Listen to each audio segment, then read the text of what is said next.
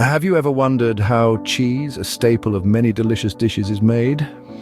Well, it's a fascinating journey that starts with milk and ends with a product that can take on countless forms, from the creamy camembert to the crumbly cheddar, from the stinky Stilton to the mild mozzarella. Each cheese has its unique creation process. And whether it's gracing your pizza or adding a tangy bite to your salad, cheese is a universal delight. So hold on to your hats, because we're about to delve into the fascinating world of cheesemaking. All great cheeses begin with one simple ingredient: milk. That's right, the creamy, tangy, or sharp taste of your favorite cheese all starts with milk. And not just any milk. The type of milk used can significantly influence the flavor and texture of the cheese. Let's take cow's milk, for instance. It provides a rich, creamy taste that is often associated with cheeses like cheddar or brie. On the other hand, goat's milk offers a tangy, earthy flavor, perfect for cheeses like chèvre. Then there's sheep's milk, which is higher in fat content, giving us the dense, buttery consistency of cheeses like Roquefort or Manchego. But it's not just about the type of milk. Quality matters too. Fresh, high-quality milk from well-fed animals is the secret to a truly delectable cheese. It's the key to unlocking those complex flavors and textures that make each cheese unique. So, we've got our milk. What's next? Patience, we're getting to the curdling part.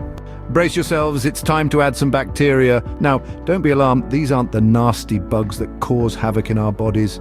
These are friendly bacteria, the unsung heroes in our cheese-making saga. They're called starter cultures, and they have a crucial job to kickstart the curdling process. Here's where things get a little science-y. The bacteria munch on the lactose in the milk, producing lactic acid. This acid drop changes the milk's pH, preparing it for our next ingredient: rennet.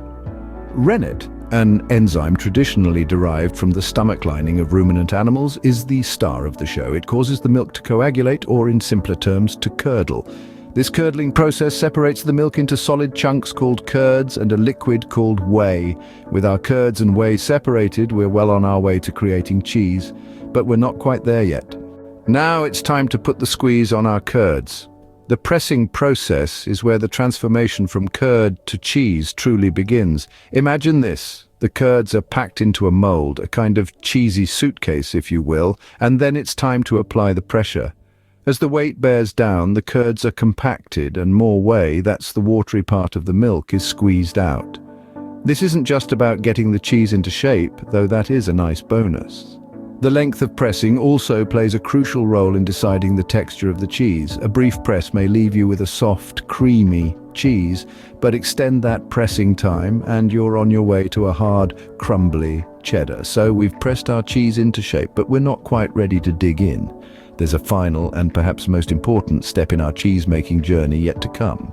Finally, we've reached the stage where our cheese really comes into its own: aging.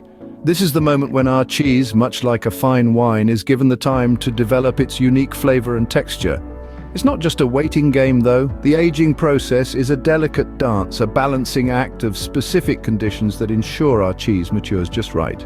The cheese is stored in a controlled environment where both temperature and humidity play pivotal roles. Temperature, usually kept between 40 and 55 degrees Fahrenheit, influences the rate at which the cheese ages. Lower temperatures slow down the aging process, while higher ones speed it up.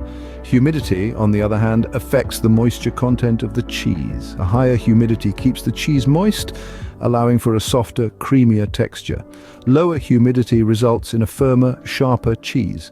And then there's time, the third player in our trifecta of cheese aging. Depending on the type of cheese, this could be anywhere from a few weeks to several years. As time passes, the cheese undergoes chemical changes, enhancing its flavor and altering its texture, transforming it from a simple dairy product to a culinary delight. So, there you have it. The journey from a humble jug of milk to a delicious wheel of cheese. Next time you enjoy a slice of cheese, remember the art and science that went into making it.